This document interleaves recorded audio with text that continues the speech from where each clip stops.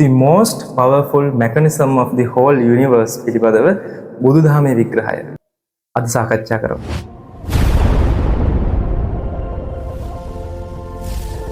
හැමදෙනාම බොහොම සාදරයෙන් පිළිගන්නවා අද කතා බහට මේ සම්පූර්ණ විශ්වයේම තියෙන ඊ타ත්ම බලවත් යාන්ත්‍රණය මොකක් වෙන්න පුළුවන්ද? වැස්ස වහින එක, සූර්ය උදාව, හුළං හමන එක, ඒ හුළඟම එක වෙලාවක මිනිස්සුන්ට සුවයක් ගෙනත් දෙනකොට තවත් වෙලාවක මිනිස්සුන්ගේ ජීවිත නැති කරලා දාන එක, විනාශ කරලා දාන එක. ඒකද? නැහැ.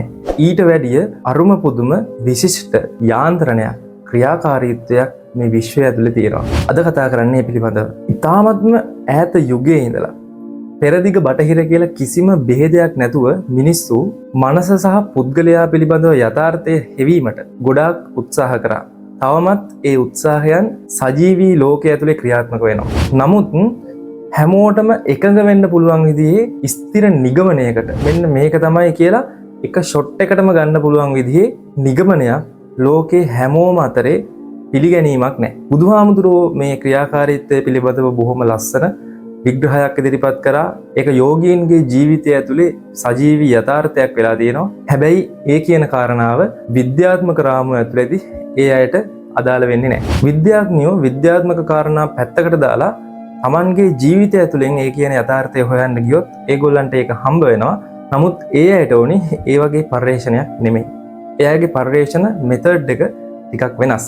මනස හා පුද්ගලයා පිළිබඳව කරන ලද විග්‍රහයන්, අධ්‍යයනයන් අපිට හම්බ වෙන්නේ ෆිලොසොෆි වල. එහෙමත් නැත්නම් දර්ශනක් ශාස්ත්‍රය ඇතුලේ සහ ආගම් පිළිබඳ අධ්‍යයනයේදී. තාමත්ම පැරණි යුගයේ ඉඳලම දර්ශනය, ආගම් කියන දේවල් විග්‍රහ කරනකොට ඒ ස්ටඩීස් වලදී අපිට හොයාගන්න පුළුවන් මේ පුද්ගලයා සහ මනසේ ක්‍රියාකාරීත්වය පිළිබඳව අර්ථකථනයන් පැහැදිලි කිරීම. ග්ලෝබලි අපි මේ සංකල්පයන් විස්තර කිරීම සම්බන්ධව ගත්තට පස්සේ ආකාර දෙකක විග්‍රහයන්, ට්‍රෙන්ඩ්ස් දෙකක් තියෙනවා. ඒ තමයි ද්වෛතවාදය හා ඒකත්වවාදය කියලා කියන්නේ. ද්වෛතවාදය ඊ타මත්ම පැරණි යුගයේ ග්‍රීසියේ ඒ වගේම තමයි පෙරදිග දැනුම් පද්ධතිය ඇතුලේ වෛදික කාල සීමාවෙදිත් බහුතරයක් මිනිස්සු විශ්වාස කරපු පිළිගත්ත පැතිකඩ. ඒකෙදි කතා කරනවා පුද්ගලයා කියලා කියන්නේ භෞතික අංශය සහ මානසික අංශය කියන කොටස් දෙකකින් සමන්විත සැදුම්ලත් ඒකකයක් කියන එක. විශේෂත්වය තමයි ඔවුන් පැහැදිලි කරනවා භෞතික අංශය කියලා කියන්නේ සම්පූර්ණයෙන් ස්වාධීනව ක්‍රියාත්මක වෙන එකක්. ඒ වගේම තමයි මානසික අංශය කියලා කියන්නේ භෞතික අංශයේ උපකාරයක් නැතුවත් ස්වාධීනව ක්‍රියාත්මක වෙන්න පුළුවන් විදිහේ පැතිකඩක්, පද්ධතියක් කියන එක. ප්‍රංශ ජාතික දාර්ශනිකයෙක් ඉන්නවා රෙනේ ඩෙකාර්ඩ්ස් කියලා. ඔහු ඉදිරිපත් කරන්නේ මේ ද්වෛතවාදී අදහස්. ඔහු කියනවා මනින්න පුළුවන්, දකින්න පුළුවන්, ගණනය කරන්න පුළුවන් විදිහේ භෞතික දේවල් වලින් සැදුම්ලත් ශරීරයක් අපි හැමෝටම තියෙනවා. ඒකට තමයි භෞතික අංශය කියලා කියන්නේ. මනින්න බැරි, දකින්න බැරි, ගණනය කරන්නට බැරි තවත් අංශයක් තියෙනවා. ඒක තමයි මානසික අංශය කියලා කියන්නේ. ඒක වෙනස් වෙන්නේ නැහැ. ඒක අමරණීයයි. ඒක කවදාවත් විනාශයටපත් වෙන්නේ නැහැ. ඈත අතීතයේත් ඇතෙන්ස් වල හිටපු ප්ලේටෝ වගේ අය, සොක්‍රටිස් වගේ අයත් විස්තර කරේ, විශ්වාස කරේ පුද්ගලයාගේ පැවැත්ම පිළිබඳව මේ ක්‍රියාකාරීත්වයන් දෙකම තියෙනවා කියලා. ඒ කාලයටත් අවුරුදු 1000කට විතර කලින් පෙරදිග විද්‍යාඥයන්, ඒ කියන්නේ වෛදික ඍෂිවරු මේ කියන යථාර්ථය හොයාගෙන ගියා. ඒගොල්ලන්ගෙනුත් බහුතරයක් එළඹෙලා හිටියේ මේ කියන මතයටම තමයි. ඒකෙදී අපිට හම්බ වෙනවා ඍග්වේදය ඇතුලේ ප්‍රාණ කියලත් මේ මනසේ ක්‍රියාකාරීත්වය පිළිබඳව විග්‍රහ කරපු අවස්ථාවක්. ඍග්වේද කාල සීමාවෙන් පස්සේ අපිට හම්බ වෙනවා බ්‍රාහ්මණික යුගය. බ්‍රාහ්මණික යුගයේ ඇතුලේදී මනස් කියලා තමයි මේ මානසික ක්‍රියාකාරීත්වය විග්‍රහ වෙන්නේ. ඒකෙදිත් උන් මනස කියලා කියන්නේ වෙනම අභෞතික ක්‍රියාකාරීත්වයක්, මේ ශරීරය ඇතුළෙම ක්‍රියාත්මක වෙන වෙනත් අභෞතික ක්‍රියාවලියක්.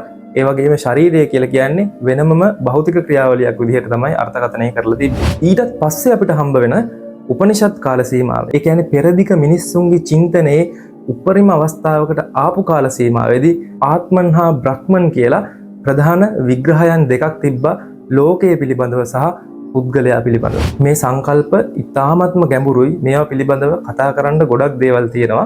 මම ඒවා ඉදිරියේදී කතා කරන්නම්. ඒවා හරිම රසවත්.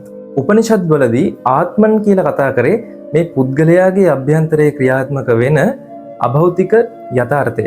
ආත්මය කියලා කියන එක සදාකාලිකයි. ඒක විනාශයටපත් වෙන්නේ නැහැ. හැබැයි පුද්ගලයාගේ භෞතික ශරීරයේ විනාශයටපත් වෙනවා. ඒක අනිත්‍යයි කියලා බහුතරයක් උපනිෂද් දාර්ශනිකයන් විග්‍රහ කරා. ඒ උපනිෂද් දාර්ශනිකයන් අස්සෙම හිටියා ඒකත්වවාදී අදහස් ඉදිරිපත් කරපු අයත්. අපි ඉස්සෙල්ලාම කතා කරමු ඒකත්වවාදී අදහස් ඉදිරිපත් කරපු බටහිර දාර්ශනිකයන් පිළිබඳව. ඩේවිඩ් හියුම් කියලා දාර්ශනිකයෙක් ඉන්නවා. ඔහු විග්‍රහ කරනවා මේ ලෝකේ මනස නැත්තම් ආත්මය කියලා, ස්පිරිට් කියලා වෙනම විග්‍රහ කරන්න පුළුවන් ක්‍රියාකාරීත්වයක් නැහැ. ඇත්තටම තියෙන්නේ භෞතික ක්‍රියාකාරීත්වය විතරමයි.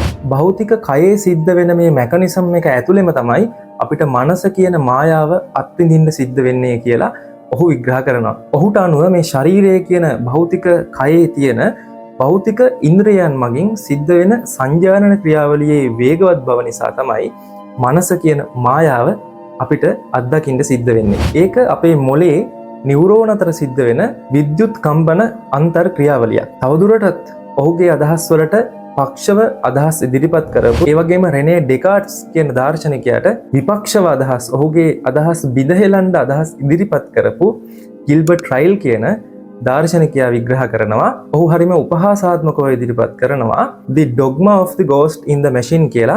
මේ ශරීරයේ අභ්‍යන්තරයේ ඉඳගෙන දේවල් භුක්ති විඳින කවුරු හරි කෙනෙක් ඉන්නවා කියලා විශ්වාස කරන එක හරියට මැෂින් එකක් ක්‍රියාත්මක කරන්න ඒක ඇතුලේ භූතයෙක් ඉන්නවා වගේ කතාවක් කියලා. ඔහු තවදුරටත් විග්‍රහ කරනවා මනස කියලා වෙනම එකක් අපි අල්ලාගෙන ඉන්න එක ඒක වර්ගයන්ගේ වරදවා වටහා ගැනීමක්, කැටගරි මිස්ටේක් එකක් කියලා. ඔහු ඒකට උදාහරණයක් අරන් එනවා. විශ්වවිද්‍යාලයක් නරඹන්න කෙනෙක් යනවා. ඔහු ඒ විශ්වවිද්‍යාලයේ පුස්තකාලය, කැන්ටීන් එක, දේශනශාලා වගේ දේවල් ඔක්කොම නරඹනවා. ඊට පස්සේ පුද්ගලයාට තියෙනම අදහසක් අර දේශනශාලා, පුස්තකාලය, කැන්ටීන් එක වගේ ඒවලට අමතරව විශ්වවිද්‍යාලය කියලා වෙනම එකක්. ඇත්තටම එහෙම වෙනම එකක් තිබ්බේ නෑ. අර කියන ඒවා ඔක්කොගෙම එකතුවක් තමයි විශ්වවිද්‍යාලය කියලා අපි දැක්කේ. ඇත්තටම තියෙන්නේ එහෙම එකක්. හැබැයි ඒ දේවල් වලට අමතරව විශ්වවිද්‍යාලය කියලා අපි හිතින් ගොඩනගාගත්ත වෙනම එකකුත් අපේ ඔළුව ඇතුලේ ක්‍රියාත්මක වෙනවා. මේ කාරණාව තමයි ගිල්බර්ට් රයිල් විග්‍රහ කරන්නේ. ඒකෙන් ඔවුන් විස්තර කරනවා මේ කය ඇතුලේ තියෙන සම්පූර්ණයෙන්ම භෞතිකත්වයක් විතරයි. ඒ ක්‍රියාකාරීත්වයේ කවදා හරි දවසක මරණයෙන් කෙරවල වෙනකොට මනසේ ක්‍රියාකාරීත්වයත් සම්පූර්ණයෙන්ම විනාශ වෙලා යනවා කියන එක. පුනර්භවයක් පිළිබඳව ඔවුන් විශ්වාස කරේ නැහැ. පෙරදිග දැනුම් පද්ධතිය ඇතුළෙත් අපිට හම්බ වෙනවා බෘහස්පති කියලා කෙනෙක්. බෘහස්පති ඔහු තමයි චාර්වාක දාර්ශනිකයන්ගේ පියා. චාර්වාක දර්ශනය ඇති කරන්නේ ඔවුන්.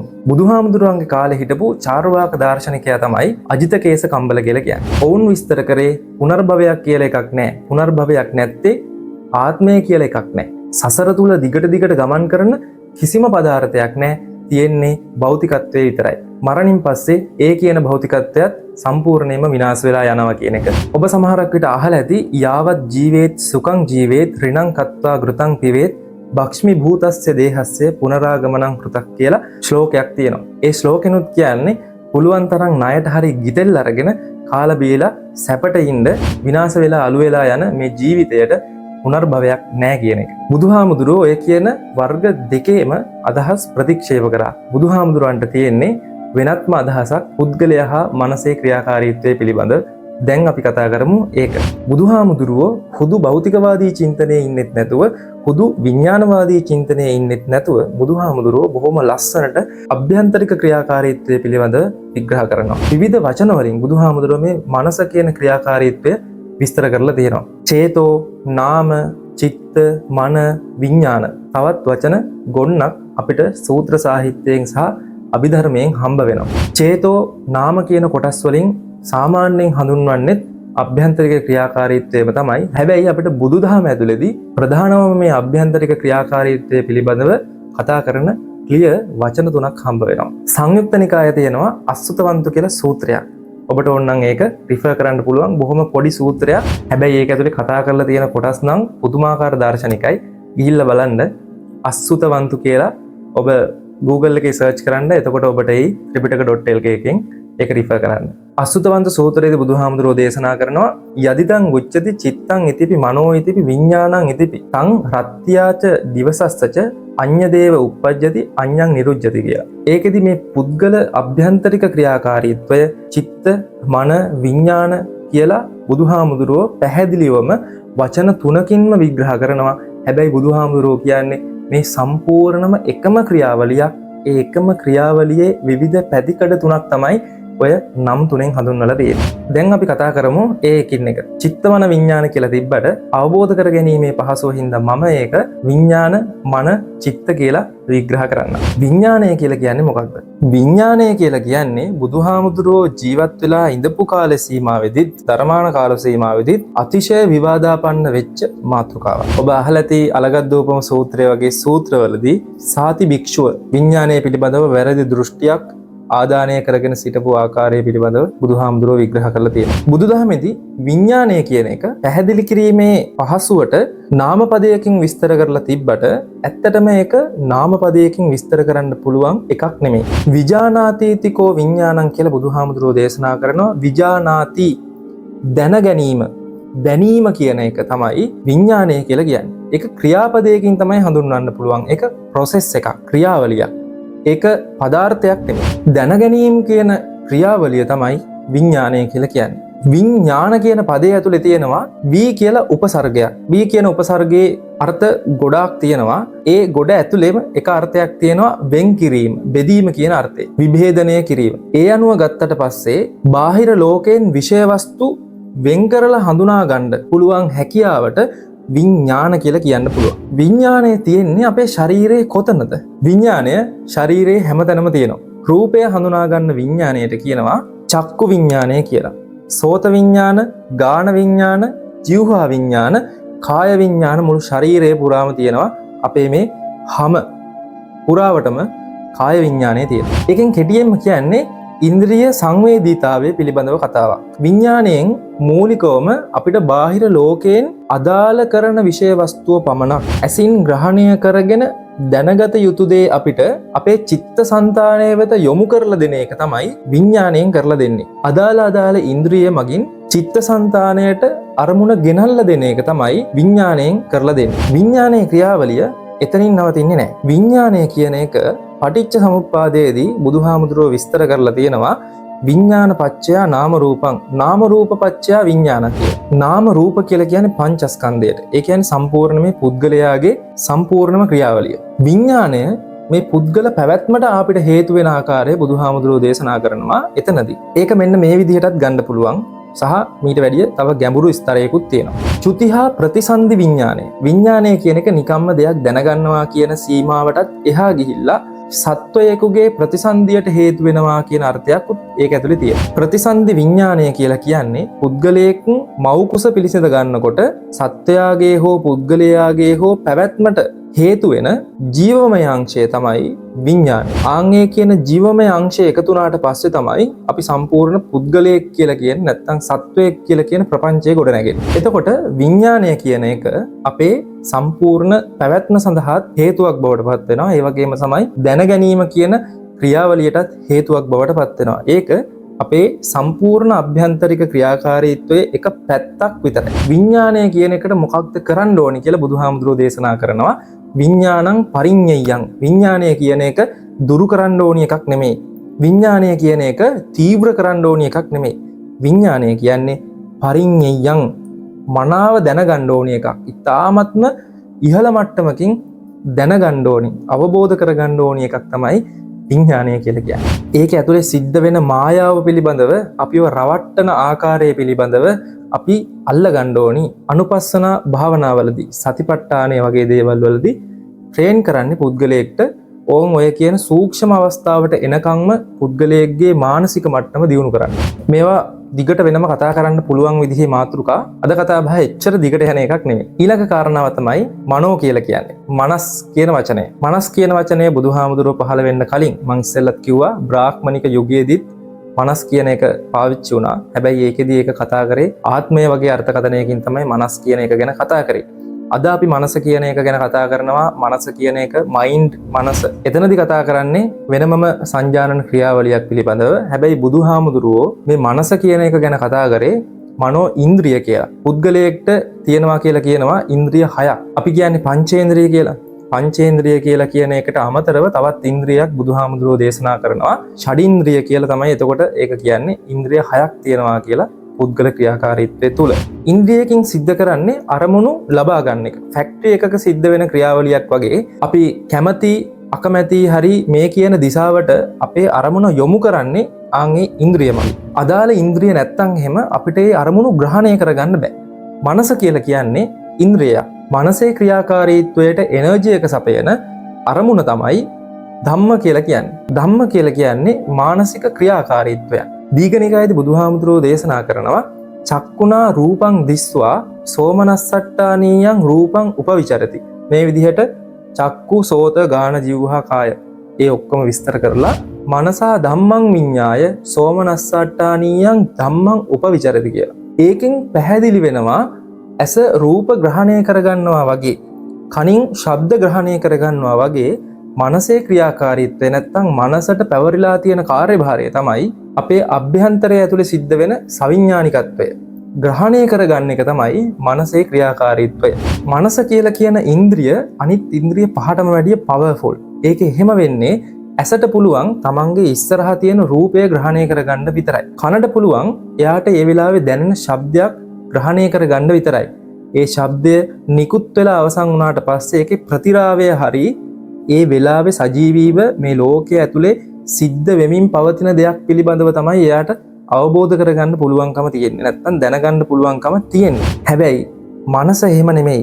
ඇහෙන් රූපයක් බලලා ඇස් පියාගත්තට පස්සේ ඇසට රූපේ පෙනෙන ගතිය නැහැ. නමුත් ඒ රූපය හා සම්බන්ධ වෙච්ච අපේ හිත ඇතුලේ ඇති වෙච්ච සවිඥානිකත්වය අපේ ඇතුළාන්තයේ තියෙනවා. ආන්ගේ ඇතුළාන්තයේ තියෙන සවිඥානිකත්වය ඇක්සස් කරන්න පුළුවන් අපේ මනස කියන ඉන්ද්‍රියට. නිකන් උදාහරණයකට ඔබ කල්පනා කරන්න, ඔබ පාරේ යන ගමන් දැක්ක මොකක් හරි ලස්සන දෙයක් ඔබ නැවත ගෙදෙට්ට ආවට පස්සේ ඔබේ ඇස් හමුවේ නැති වුණාට ඔබ ඇස් දෙක වහගෙන ඒක ගැන කල්පනා කරනකොට ඔබට ඒ ගැන යම්කිසි අදහසක්, කැමැත්තක්, අකමැත්තක්, ඔබේ තියෙන යම්කිසි විචාරාත්මක අදහසක් හරි මෝඩ අදහසක් හරි මොකක් හරි අදහසක් එනවා. ආන් ඒ කියන ක්‍රියාකාරීත්වයට සම්පූර්ණයෙන්ම මැදිහත් වෙන්නේ මනස කියන ඉන්ද්‍රිය. මනසේ බලය යන්නේ වගේ.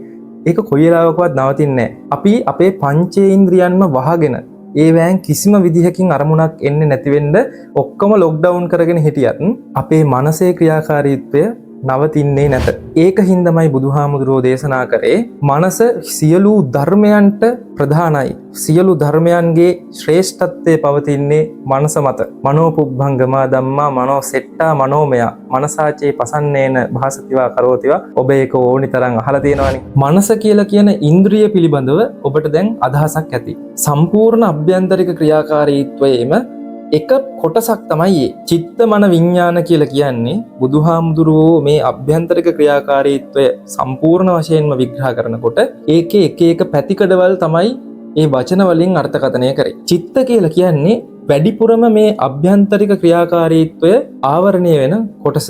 විඤ්ඤාණයෙන් හා මනසෙන් ආවරණය නොවිච්ච කොටස තාමත්ම වැඩි. ඒක තමයි ප්‍රධානම ක්‍රියාකාරීත්වය. චිත්ත කියලා කියන්නේ ආන් ඒ ටික. වරදවා වටහා ගන්න එපා. චිත්ත කියලා වෙනම, මනස කියලා වෙනම, විඤ්ඤාණය කියලා වෙනම කඩලා වෙන් කරන්න බෑ. ඒ ඔක්කොම එකම ක්‍රියාකාරීත්වයක්. ඒ ක්‍රියාකාරීත්වයේ විවිධ පැතිකඩ. චිත්ත කියලා කියන්නේ ඉතාමත්ම පවර්ෆුල් සහ මේන් ටොපික් එකක්. චිත්තය හරියට ගබඩාවක් වගේ. අපේ විඤ්ඤාණය හා මනෝඉන්ද්‍රිය කියන දෙක එකතු වෙලා ගොඩනගන සියලුම ධර්මයන් තැම්පත් කරලා තියෙන්න තැනක් තියෙනවා. ආන්ගේ තැම්පත් කරලා තියාගන්න එක තමයි නැවත නැවත හිතා තවදුරටත් මේ ගබඩා කරගත්ත ඒවා දියුණු කරගන්න, සංවර්ධනය කරගන්න, කිලිටි කරගන්න, පිරිසිදු කරගන්න මේ ඔක්කොටම අවශ්‍ය පසුබිම නිර්මාණය කරන්නේ චිත්තයෙන්. චිත්ත කියලා නාමපදයක් විදිහට කිව්වට ඒක ඇත්තටම නාමපදයකින් විස්තර කරන්න පුළුවන් එකක් නෙමෙයි. චින්තේති ක්‍රියාපදයක් ඒක. විස්තර කිරීමේ පහසුව සඳහා තමයි චිත්ත කියලා නාමපදයකින් ඒක විග්‍රහ කරන්නේ. චිත් කියන ධාතුවෙන් කියන්නේ සිතනවා කියන එක. කිලිටි වීම, පිරිසිදු වීම හරි ඔය කියන කාරණා ටික ඔක්කොම වෙන්නේ චිත්තය ඇතුලේ. භාවිත, අභාවිත, සංකිලේශ, පරිශෝධන මේ ඔක්කොම ටික වෙන්නේ චිත්තය. වැඩිම, පිරිහීමටපත් වීම, කිලිටි වෙන එක, පිරිසිදු වෙන එක මේ ඔක්කොම වෙන්නේ විඤ්ඤාණයවත් මනස කියන ඉන්ද්‍රිය නෙමෙයි. චිත්ත කියලා කියන අභ්‍යන්තරික ක්‍රියාකාරීත්වය. බුදුහාමුදුරුවෝ දේශනා කරලා තියෙනවා පන්දනං චපලං චිත්තං. ඉන්ද්‍රිය නෙමෙයි සැලෙන්නේ චිත්ත, සිත. චිත්තේන නීයති ලෝකෝ චිත්තේන පරිකස්සති චිත්තස්ස ඒක ධම්මස්ස සබ්බේව වසමන්නගු. චිත්තයේ ක්‍රියාකාරීත්වය පිළිබඳව දේශනා කරලා තියෙනවා. සම්පූර්ණ ලෝකයේ ක්‍රියාකාරීත්වය සිද්ධ වෙන්නේ අපේ චිත්තය කියන දේ පදනම් කරගෙන කියලා. මේ සම්පූර්ණ ක්‍රියාකාරීත්වය මෙහෙවන මූලික බලවේගයක් තමයි තණ්හාව කියලා කියන්නේ. ඒ තණ්හාව කියලා කියන චිත්ත වේගය ක්‍රියාත්මක වෙන්නේ ඒක යටින් දිවෙන නූලක් වගේ. ඒ ඔක්කොම ටික ක්‍රියාත්මක වෙන්නේ මේ චිත්ත කියන කොටස තුල.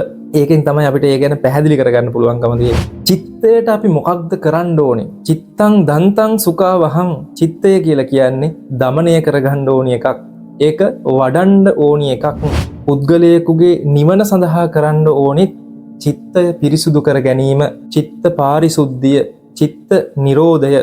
අපේ මානසික ක්‍රියාකාරීත්වය කියලා කියන්නේ ලොකු සංකීර්ණ අභ්‍යන්තරික ක්‍රියාකාරීත්වයක්. ඒක විවිධාකාරයෙන් පුද්ගලයන් විවිධ දැනුම් පද්ධති වලදී විස්තර කරගන්න උත්සාහ කරා. විවිධ දෘෂ්ටි කෝණ හරහා ඒක පැහැදිලි කරගන්න හැදුවා.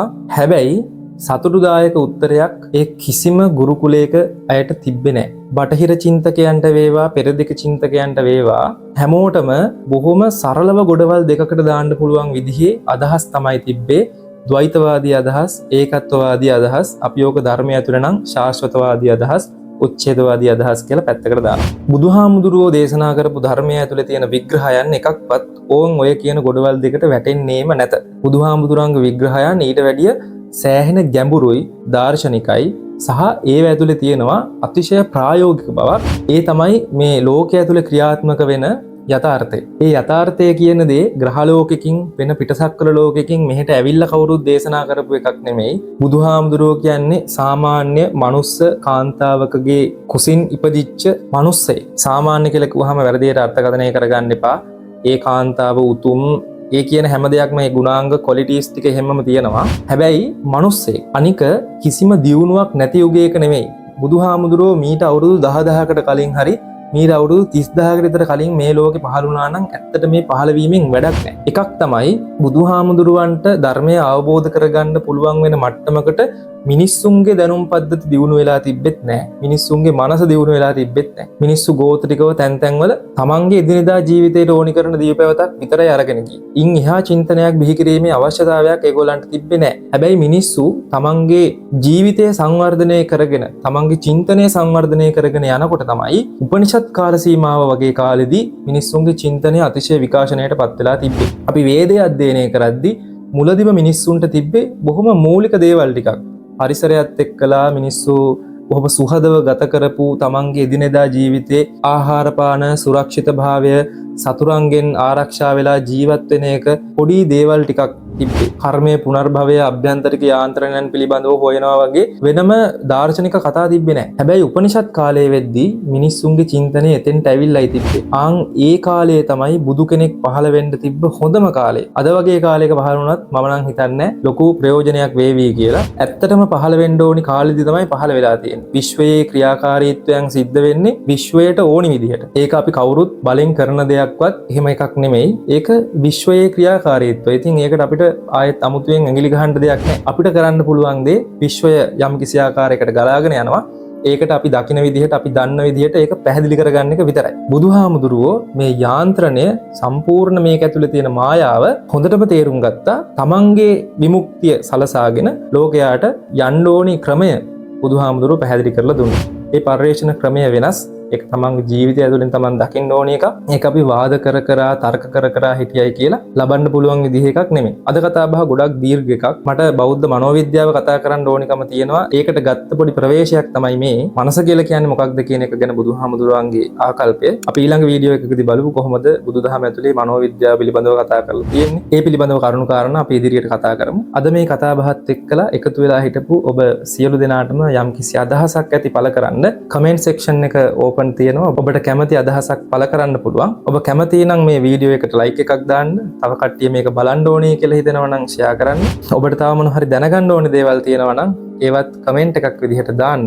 මටත් ඒක අභිප්‍රේරණයක් වේවි. අද කතා බහ නිමා වෙනවා. හැම දිනාටම තෙරුවන් සරණයි.